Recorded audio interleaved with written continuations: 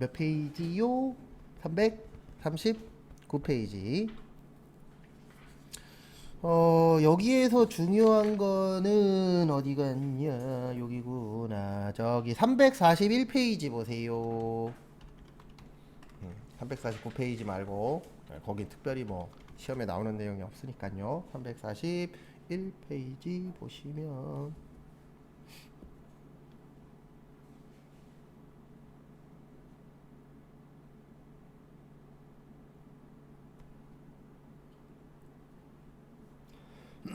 거기 보시면 2번에 2월 결손금이라고 있어요. 있어요, 없어요? 있죠. 거기 2월 결손금에 거기에다 밑줄 치세요. 몇 년이요? 10년.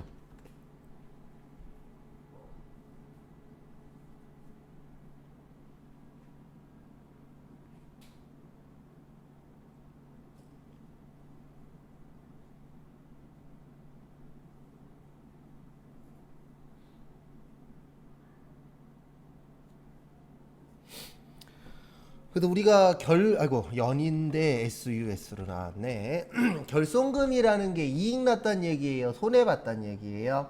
손해봤단 얘기예요. 네, 그래서 구조가 어떻게 되어 있냐면, 제가 아까 이거 순서대로 외우라 그랬죠.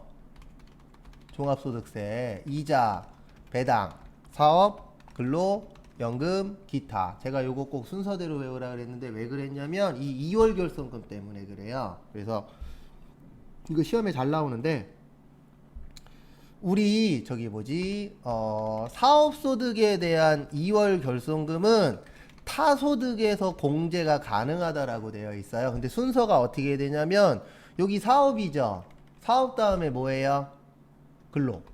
근로 다음에 뭐예요? 연금. 연금 다음에 뭐예요? 기타. 기타 다음에 이자. 이자 다음에 뭐예요? 배당. 이것 때문에 꼭 순서대로 외우셔야 돼요. 거기 있어요, 교재. 동그라미 1번에. 사업, 근로, 연금, 기타, 이자, 배당이라고 있어요, 없어요? 있죠. 예. 그래서 요거는 꼭 순서대로 외우셔야 돼요. 왜냐면 순서대로 외우시면은 별도로 외울 필요 있다, 없다? 없다.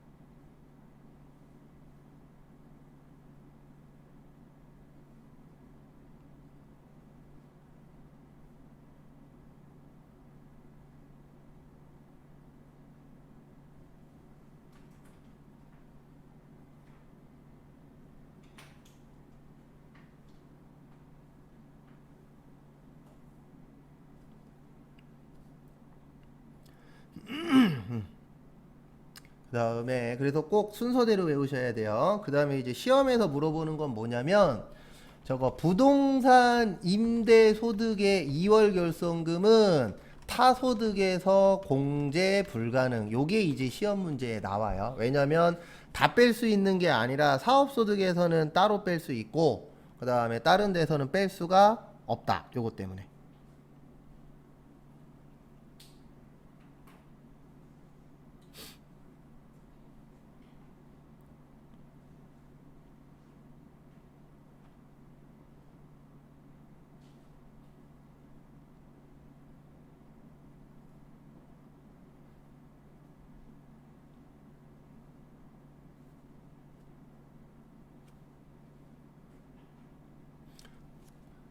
됐습니까? 네, 좀 봐두시고요.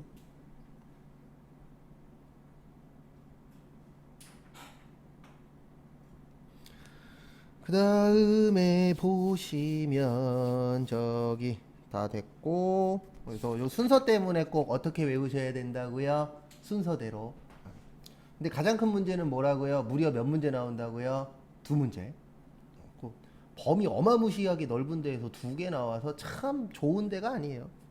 그래서 아마 두 개 중에 하나는 무조건 찍는다라고 보시는 게 맞을 거예요. 운 좋으면은 둘 다 아는 게 나오는데 운 없을 때는 둘 다 모르는 게 나올 수도 있어요. 왜냐면 무려 두 개가 나오는데 솔직히 그 많은 페이지에서 두 개 찍을 수 있어요, 없어요? 없죠. 예, 정확하게 정해놓고 내는 것도 아닌지라. 근데 그나마 제일 많이 나오는 거는 아까 잠깐 설명드렸던 기타 소득 쪽.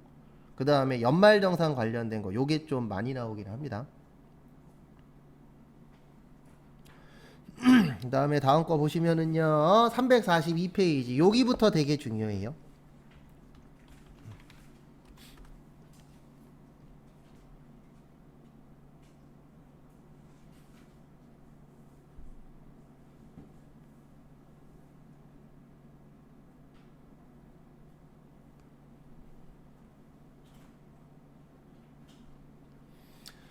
그래서 342페이지 보시면은요 거기 인적공제라고 있습니다. 무슨 공제요? 인적공제. 그래서 제가 우리 금요일날 쪽지 시험 볼 것 중에 나이라고 있어요. 뭐라고 있다고요? 나이. 그러면 요렇게 기억을 하셔야 돼요. 20세 이하 60세 이상. 그 다음에 나이 무관이라고 있어요. 배우자, 장애인, 기초생활수급자. 지금 하고 있는 게 그 342페이지 밑에 있는 박스를 외울 순 없어요. 복잡해서. 그래서 제가 정리를 해 놓은 거예요. 그 다음에 소득이라고 나오면 소득금액 100만원 이하, 그 다음에 근로소득은 500만원, 아니다. 총급여. 총급여액이라고 나오면 500만원 이하, 근로소득 금액이라고 나오면 150만원 이하, 이자 배당 2천만원 이하, 그 다음에 기타 소득 금액 300만원 이하.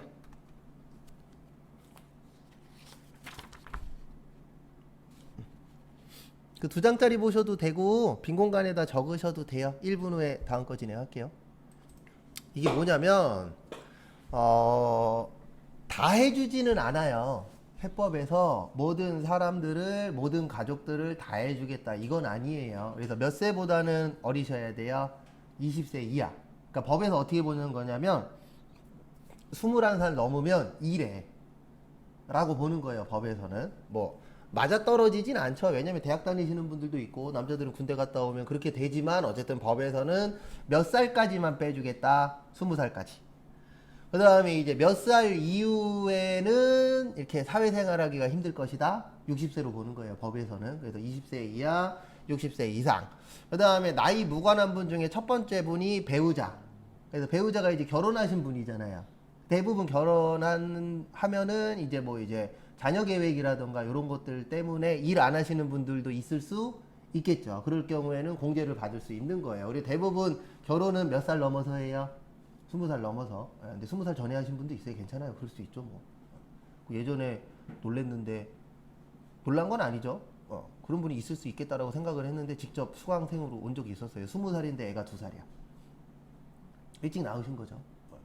근데 솔직히 저는 그거에 대해서는 좋게 보진 않아요. 근데 딴 걸 좋게 보지 않는 게 아니고 당연히 좋아했으니까 그거는 상관이 없는데 실질적으로 아시겠지만 고등학교만 졸업해서 우리나라가 사회에 나갔을 때 사람으로서 인정받기가 어때요?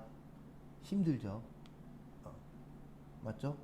그 두 분 중에 한 분의 부모님이 잘 살아 그러면 상관없는데 그게 아니면은 솔직히 사회생활 이렇게 하기가 쉽지는 않다 보니까 그게 잘못됐다라는 거지. 뭐 서로 좋아하고 할 수 있죠. 뭐 그런 거야. 좀 안타까워요. 그런 거 보면. 왜냐면 나중에 개인적으로 원래 대화를 잘 안 하는 편인데 개인적으로 대화할 게 있어서 대화를 해보면 대부분 하시는 얘기는 비슷비슷해요. 살기가 어때요? 쉽지 않죠. 저는 준비한다고 했는데도 솔직히 힘들어요. 내 나이가 30대 중반 이후에 결혼했으니까 늦게 간 거는 아니고 요즘 치고는 이제 평균적으로 가긴 했는데 돈도 모아놓는다고 모아놓고 결혼했는데 그냥 먹고 쓰고 하면은 없으니까. 근데 준비 안 된 상태에서 하면은 더 어때요? 힘들어요. 근데 하기 나름이기는 해요. 제 동생도 취업하고 6개월 후에 결혼했으니까. 근데 원래 취업하고 1년 후에 보내려고 그랬었는데 갑자기 저도 들은 얘기예요. 상견례 다 끝나고 그 다음 날인가? 그 다음 주인가? 갑자기 동생하고 저기 재수 씨가 오더니 무릎을 꿇더래요. 우리 부모님한테. 나는 그냥 들은 얘기예요. 그러더니 생겼다고. 그렇죠. 애 생겼다고. 그래갖고 원래 10월달인가 11월달에 하기로 했는데 7월달로 땡겼어요. 왜냐면 조금이라도 일찍 시키자 그래요. 그래도 고생 많이 했죠. 두 명 다 맞벌이 해갖고 어쨌든 지금 조그만 집 하나 사서 살고 있으니까. 근데 그게 솔직히 쉬워요, 어려워요? 어려워요. 그 웬만한 생활력 갖고 만만치 않아요. 그래서 그게 조금 안타까운 거지. 당연히 이렇게 출산을 하시면은 나라 발전에 이바지를 하신 거잖아요. 요즘 출산율 엉망인데. 그래서 그게 조금 안타깝더라고요. 옆에서 보면. 근데 내가 도와줄 정도가 되면 도와줄 텐데 지금 뭐 내가 불우유토끼 성금을 받아야 되는 상황인데. 그 다음에 장애인분들 실질적으로 이렇게 돈 벌기가 쉬우세요? 어려우세요? 어려워요. 그래서 돈을 안 벌고 집에 계신 분들은 나이하고는 상관없다. 그리고 기초생활수급자분들은 대부분 소득이 높아요? 낮아요?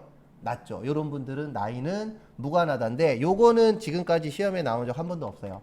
그놈의 혹시나 때문에 외우는 거지 시험에 나온 적은 한 번도 없습니다. 참고하시고. 그 다음에 여기 보시면 어쩌고 저쩌고 쭉 나오죠. 결론은 뭐냐면 돈 벌면 안 된다는 뜻이에요. 나이가 해당이 돼도 돈을 벌어서 소득이 국세청에 들어가게 되면은 안 된다는 뜻입니다. 그래서 여기 보시면 요게 월급 얘기하는 거예요. 그래서 1년 동안 500만 원 넘게 받으시면은 그분은 그분 거를 따로 신고해야 돼요. 근데 500만 원이 안 되면은 이제 한쪽으로 들어가서 공제받을 수 있다 없다? 있다. 그래서 요걸 이제 인적공제라고 하는데 요 인적공제는요. 인적공제에서 기본공제예요. 요게 무슨 공제예요? 기본공제에서 1인당 150만 원 빼줘요. 얼마 빼준다고요? 150만 원. 그래서 우리 연말정산할 때 제일 먼저 갖고 오라고 하는 1번 서류가 대부분 주민등록 등본이에요. 첫 번째 서류가. 왜요? 거기에 보면은 지금 누구랑 살고 있고 자녀가 몇 명이도 부모님 모시고 있고 이런 거 나와요? 안 나와요? 나오죠. 그래서 1번 타자가 대부분 서류 갖고 오세요. 그래갖고 서류 내역서 보면 항상 첫 번째가 주민등록 등본이에요. 등초본. 이런 거 갖고 오라고. 왜 그러냐면 기본 공제하려면은 데이터를 넣어줘야 되거든요. 그 다음에 제일 중요한 건데, 제일 중요한 건 아니고 한 번인가 나온 적이 있는데 형제자매는 꼭 동거하고 계셔야 돼요. 다른 사람은 따로 살아도 되거든요. 자녀랑 떨어져서 살아. 가능해요. 왜냐면 교육 때문에 지방에 내려가 있거나 아니면은 이제 남편 되신 분이 우리가 일명 이거 얘기하잖아요. 주말 부부. 예, 월말 부부도 있으셨어요. 주말 부부 얘기했더니 선생님 저희는 월말 부부예요 그러시더라고요. 예, 한 달에 몇 번 보는 거예요? 한 번. 근데 그 얘기 하시더라고요. 한 달에 한 번도 안 오고 그냥 월급만 열심히 보냈으면 좋겠다고. 그리고 이 얘기 했더니 한 분은 또 그 얘기 하시더라고요. 우리 남편은 그렇게 안 나간다고 좀 나갔으면 좋겠다고. 대부분 이 얘기는 40대 넘어가신 분들이 많이 얘기합니다. 예, 이놈의 남편은 술도 안 먹는다고. 참고로 그 남편 중에 하나가 접니다. 예, 술도 안 먹고 칼퇴로 집에 가기 때문에 집에 가면 7시 조금 넘어요. 근데 그게 좀 그 결혼 생활을 오래 하신 분들은 그렇게 보기가 싫대요. 제가 또 이 얘기 했더니 또 우리 남편은 삼식이에요. 삼식이 몇 번 먹는 거예요? 집에서 밥을? 3끼 먹는 거예요. 아침, 점심, 저녁을 다 집에서 드시는 분을 뭐라 그래요? 삼식이라 그러잖아요. 참고로 저는 이식이에요. 아침, 저녁만 먹어요, 집에서.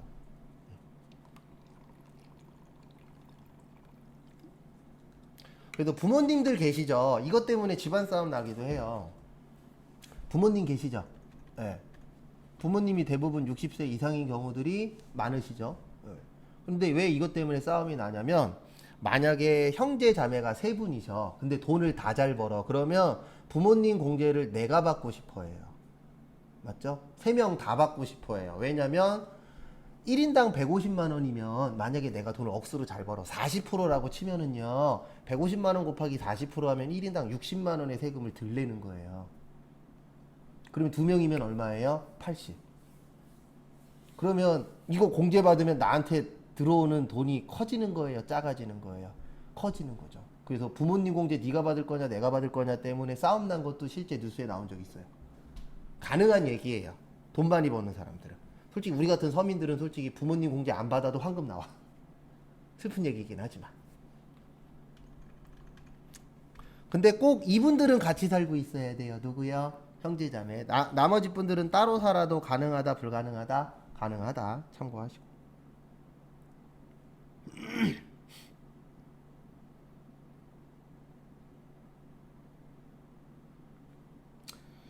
그 다음에 다음 거 보시면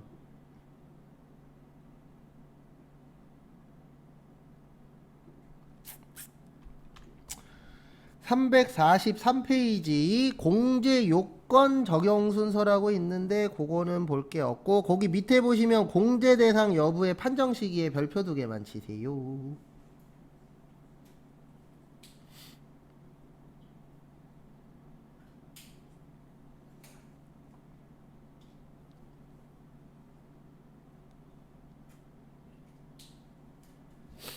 그래서 거기 공제 대상 여부의 무슨 시기요?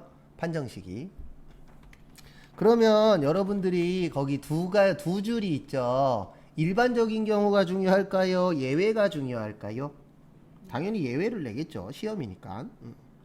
이제 그거 관련돼서 부연 설명을 좀 드리도록 하겠습니다.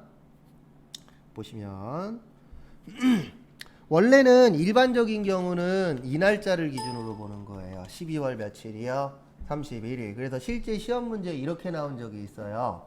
이혼 얘기도 나옵니다. 그래서 시험 문제가 2번 나왔는데 한 번은 뭐라고 나왔냐면 12월 31일 현재 이혼 소송 중이다. 그러면은 배우자가 있는 겁니다. 우리나라는 사실혼이에요, 법률혼이에요? 법률혼이에요. 사실혼은 동거예요. 우리나라는 동거를 인정을 조금씩은 해주긴 하는데 동거로 뭔가를 이기기가 쉽지 않아요. 그래서 가끔씩 연예 기사에 이게 뜰 때가 있어요. 연예인 누구랑 일반인 A씨가 사실혼 관계였다. 그러면 저는 솔직히 얘기해서 코웃음밖에 안 나요. 이거는 가십거리밖에 안 돼요. 그거는 법원 가면은 그 일반인 분이 져요. 이길 확률이 대빵 낮아요. 왜냐면 우리나라는 아직은 사실혼을 인정받기가 힘들어요. 동거에서 뭐 했다 이걸로 이기기가 힘들어요. 그래서 무조건 도장 찍고 뭐가 돼야 돼요? 법률혼이 돼야 나중에 문제가 됐을 때 이길 확률이 있어요. 왜냐면 우리나라는 법률혼주의라 아직은. 근데 유럽 같은 경우에는 사실혼주의입니다. 그래서 그 예전에 그 뭐지? 그 외국 여자분들 많이 나와갖고 수다 떠는 거 있었죠. 거기 프로에서 그 필리핀 분이 있었어요. 아니 필리핀이 아니고 핀란드. 핀란드에는 3가지 항목이 있대요. 우리나라는 2가지가 있죠. 미혼하고 뭐야? 기혼. 근데 핀란드는 3개래요. 미혼, 기혼, 동거. 근데 우리나라는 아직 동거는 인정을 안 하기 때문에 2칸이잖아요. 미혼이냐, 기혼이냐. 그래서 판단하는 기준은 몇 월 며칠로 보는 거예요? 12월 31일. 그리고 시험 문제가 한 번은 또 이렇게 나온 적이 있었어요. 11월 1일 이혼했다. 그러면 배우자는 없는 거예요. 왜냐면 우리는 무슨 혼주의이기 때문에 법률혼주의예요. 그래서 법적으로 어떻게 되어 있느냐 요게 좀 중요합니다. 그 다음에 거기 밑에 보시면 요게 있죠. 사망하고 뭐가 있어요? 장애, 치유. 있어요, 없어요? 있죠. 사망하고 장애 치유는 당해 연도까지 가능해요. 그러니까 이게 무슨 뜻이냐면 뭐 좋은 얘기는 아니지만 어쩔 수 없이 공부 때문에 해야 돼요. 만약에 부모님이 돌아가셨어. 그러면 그 당해 연도까지는 공제 대상에 들어가는 거예요. 근데 작년에 돌아가셨어. 그러면 올해는 받을 수 없다. 그 다음에 장애 치유. 제 주변에서도 한 분 계시는데 의학이 발전했죠. 그래서 그 장애가 좀 약하신 분들은 수술로 인해서 완치되는 경우도 실제 있어요, 없어요? 있어요. 그러면 그분은 올해까지는 장애인으로 인정을 해주는 거예요. 근데 내년부터는 일반인이 되시는 거예요. 그래도 요 2가지는 올해까지는 가능하다. 근데 나머지는 몇 월 며칠 기준으로 보는 거라고요? 12월 31일 기준으로 보는 겁니다.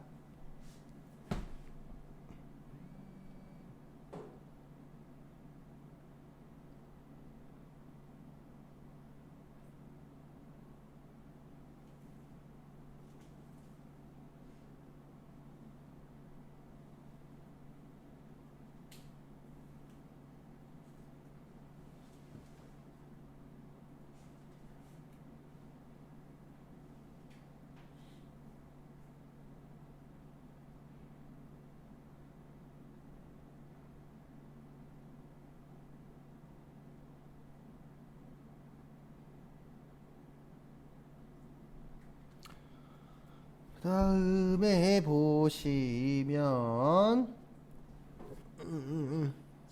다음 페이지 추가 공제.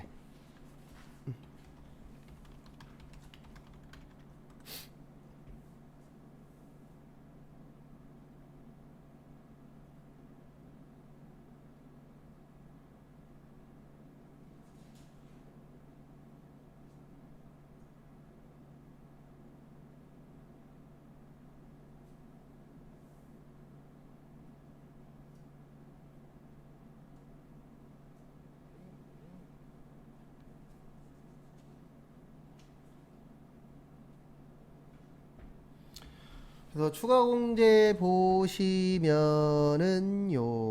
거기 보시면 추가 공제 옆에다가 이렇게 좀 적어주세요. 기본 공제 대상자만 가능.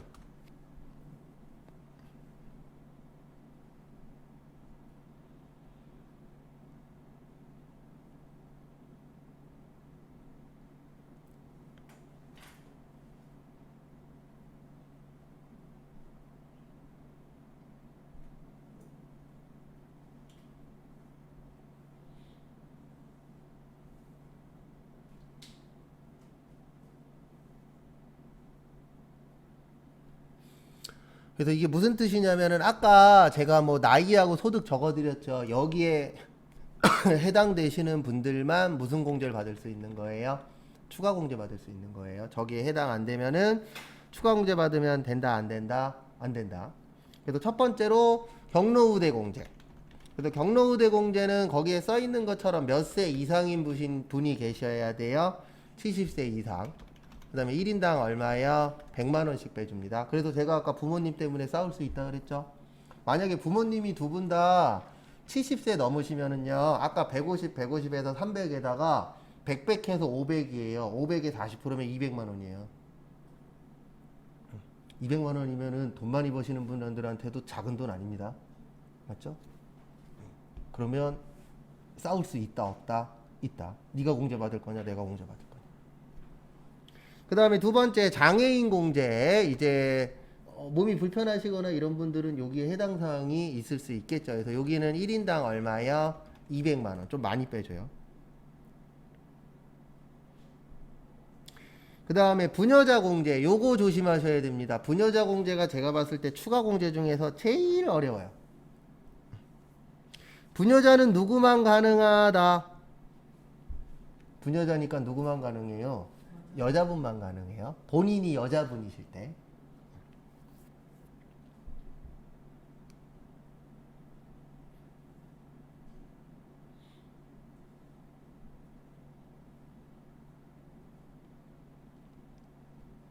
그래서 앞에 보시면은요, 부녀자 공제 일단 키포인트는 3천만 원 이하예요. 거기 써 있어요. 두 번째 줄에 3천만 원 이하라고 교재.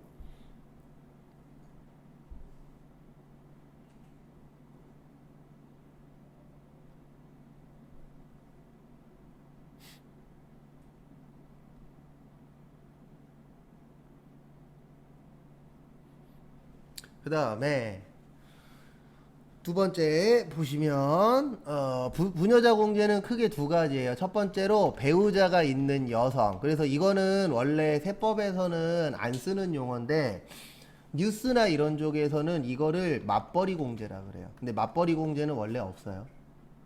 근데 사람들한테 부녀자 공제 이러는 것보다 맞벌이 하면 빼준다가 훨씬 더 각인이 어떻죠? 잘 되죠. 그래서 뉴스나 신문이나 이런 데에서는 종종 맞벌이 공제라고도 쓰기는 하는데 원래는 없는 용어예요. 근데 왜 이런 용어를 만들어요? 사람들한테 빨리빨리 각인을 시켜야 되니까. 맞벌이 하면은 공제 받는다. 예.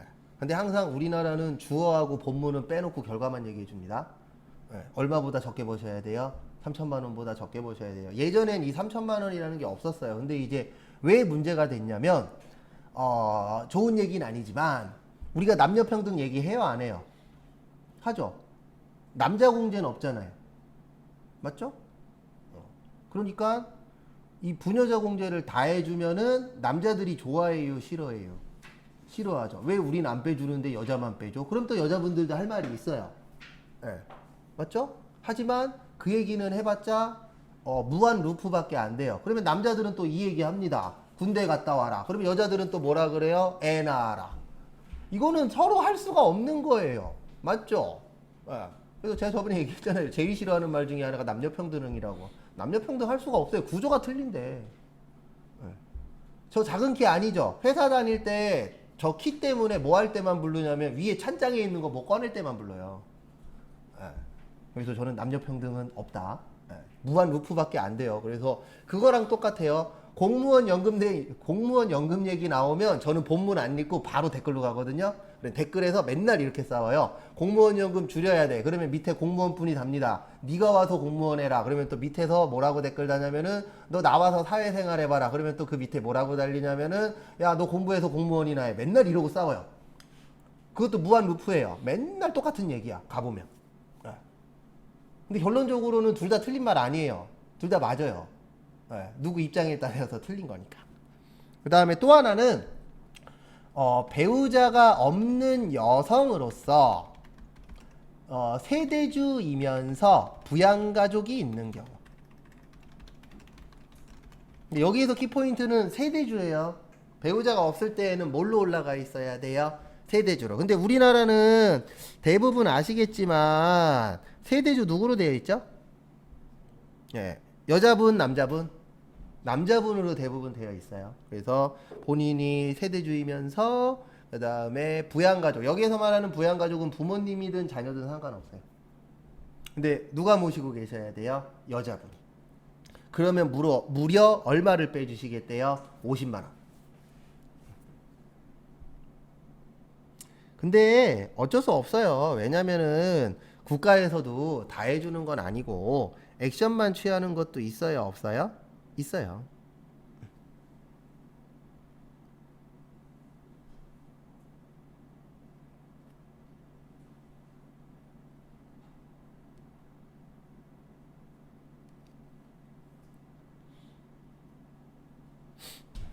그 다음에 다음 거 보시면 한부모 공제. 요거는 배우자가 없는 사람이라고 보면 돼요. 자. 그래서 이거는 남자분도 되시고 누구도 되시는 거예요. 여자분도 되시는 겁니다. 왜냐면 요즘에 한부모 늘어나고 있어요. 줄어들고 있어요. 늘어나고 있죠. 그래서 생긴 공제 중에 하나예요. 생긴 지 2년인가 3년밖에 안 됐어요. 그렇게 오래된 공제는 아니에요. 예전에 없었어요, 이런 거. 근데 요즘 추세가 한부모들이 늘어나고 있죠, 실제. 네, 그러다 보니까 이제 국가에서 만든 겁니다. 그래서 배우자가 없는 자로서 직계 비속. 직계 비속은 여기 보세요. 세법 공부할 때 특히 연말정산 할 때 직계 존속이라는 말이 나올 때가 있어요. 요거 부모님이에요. 직계 비속은 누구예요? 자녀예요. 그래서 직계 비속 또는 입양자가 있는 경우. 거기 교재에 있는 거 밑줄만 치시면 돼요.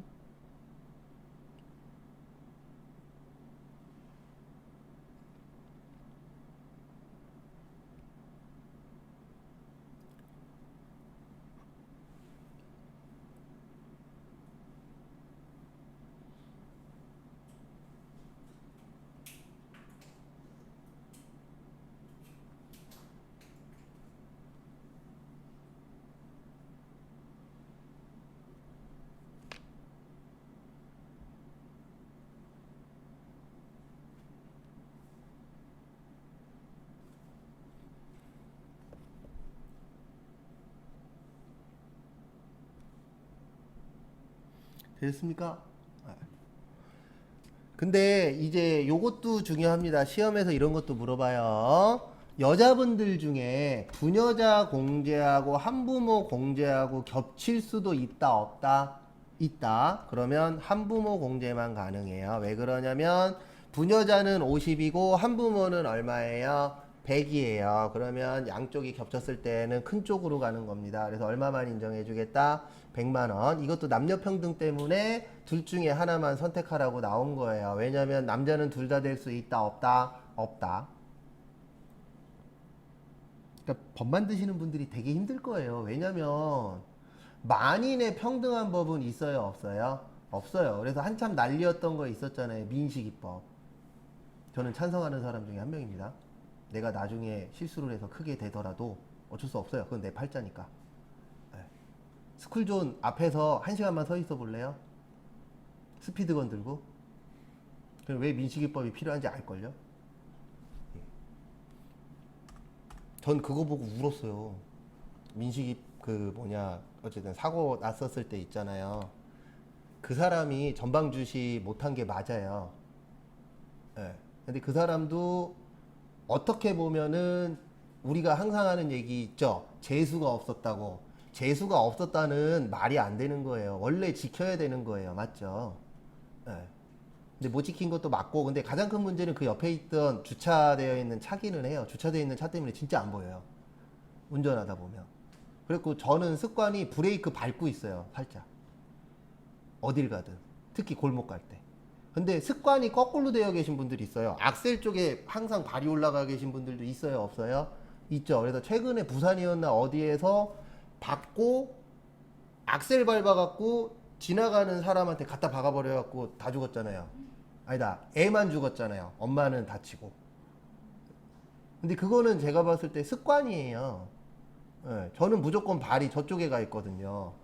브레이크 쪽에. 밟을 때 빼놓고는. 근데 대부분 내가 알기로는 안 밟을 때도 아마 브레이크 쪽이 아니고 악셀레이터 쪽에 발이 올라가 계신 분들이 많을 거예요. 습관적으로. 왜냐면 우리나라 사람은 스피드를 즐기잖아요. 예, 그 고속도로 가면, 그래서 제 차 뒤에는 초보 운전이 붙어 있어요. 이거 붙여놓으니까 되게 좋은 게 뭐냐면 천천히 가도 알아서 피해가요. 빵빵도 안 해. 얜 초보니까 그러려니. 근데 왜 붙여놨냐면 우리 와이프 때문에. 와이프가 초보 운전이거든요. 거의 운전 안 하니까. 제가 붙여놓고 다니는데 초보 운전 붙여놓으면 참 좋아요. 저는 고속도로에서는 밟아주죠. 왜냐하면 고속도로에서는 같이 가야 되니까. 근데 국도 탈 때는 잘 안 밟거든요. 특히 골목길 가면 애 있으면은 천천히 가려고 노력을 해요. 왜냐면 우리 꼬맹이도 그렇지만 언제 무슨 행동할지 알아요, 애들? 모르죠. 나 가만히 있는데 우리 애 와갖고 막 갑자기 막 명치 주먹으로 쳐요. 그러면 숨을 못 쉬겠어. 가끔씩 잘못 맞아갖고. 근데 이게 우리가 알고 있는 게 아니잖아요. 그래서 저는 민식이법이 100%잘 됐다라고 보진 않는데 개량은 해야 돼요. 예. 요즘에 민식이법 때문에 애들이 막 갖다 박는 데잖아요. 스쿨존만 되면. 있어요. 인터넷 뒤져보시면 애들이 뛰어와요. 차로. 차로 뛰어와요. 박으려고.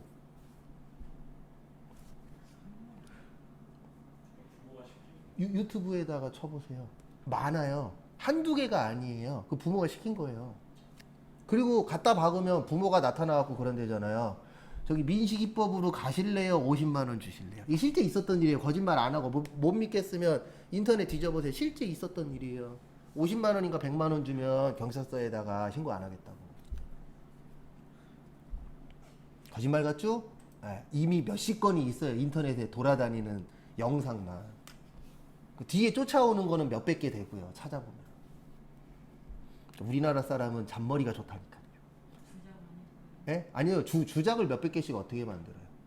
그리고 실제 이것도 있었어요. 나도 이거 보고 놀랐는데 애가 자전거를 타고 오다가 원래 차가 여기 있으면 이렇게 갔었거든요.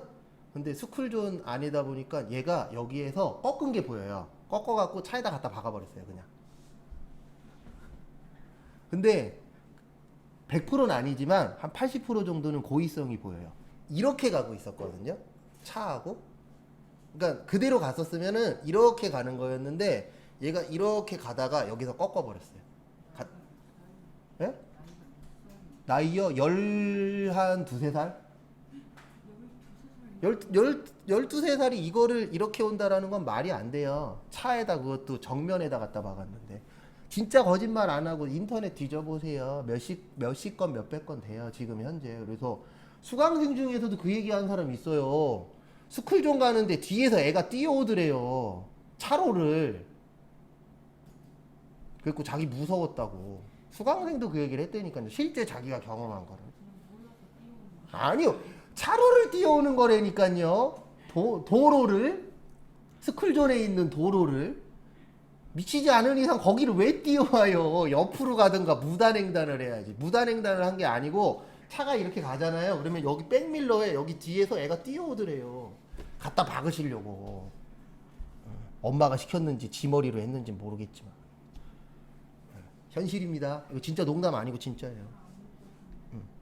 안 보시는 게 좋을 거예요. 근데 진짜예요.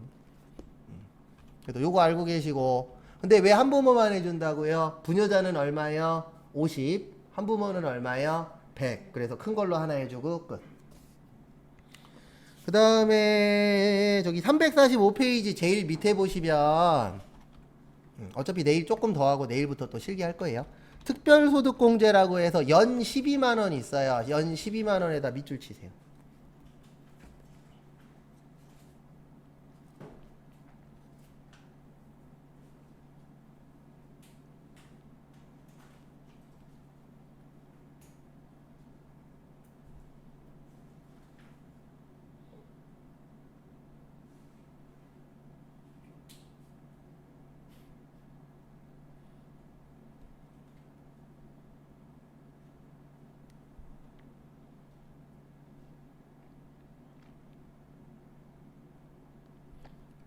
배우세요. 이게 뭐냐면은요. 우리 연말정산할 때 서류 가져오라고 하죠. 그래서 뭐 신용카드 얼마 썼냐, 보험료 얼마 냈냐 이런 거 가져오라고 하는데 종종 이런 분들이 있어요. 아무것도 안 갖고 오고 등본 하나만 딸랑 갖고 와. 그래서 자기는 할 게 없대. 그런 분들은 12만 원만 해주는 거예요. 그리고 이런 분도 있어요. 서류를 갖고 왔는데 컴퓨터로 쭉 넣어봤더니 12만 원이 안 돼. 그러면 프로그램에서 알아서 12만 원으로 넘겨버려요. 그래서 최소 얼마는 빼주겠다는 얘기예요. 12만 원은. 그래서 특별소득공제 원래 종류 되게 많아요. 뭐 신용카드 공제도 있고 여러 가지 공제들 많잖아요. 거기에서 빼줄 게 없으면은 무조건 얼마 빼주는 거예요? 12만 원 빼주도록 되어 있어요. 그리고 12만 원보다 적어도 얼마가 되는 거예요? 12만 원. 여기 안에 있는 내용은 중요하니까 내일 할게요. 그래서 내일 여기 뒤에 거 한 방에 쭉 나갈 거예요. 그래서 내일 1시간 내지 1시간 반 동안 해서 끝낼 거고, 그 다음에 실기 나갈 거니까 내일은 컴퓨터 켜놓으세요. 그래서 실기 나가는데 일반 전표, 메인 매출 전표는 안 할 거예요. 왜냐면 어차피 기출문제 때 또 해요. 그리고 언제냐, 다음 주부터는 적어 드릴게요. 전산회계 1급 일주일에 3개씩 정도. 그래서 개인적으로 풀어보시고 유튜브 보셔도 되고 학원 홈페이지 가서도 보셔도 되고, 그 다음에 부족한 거 있으면은 또 얘기하세요. 마무리.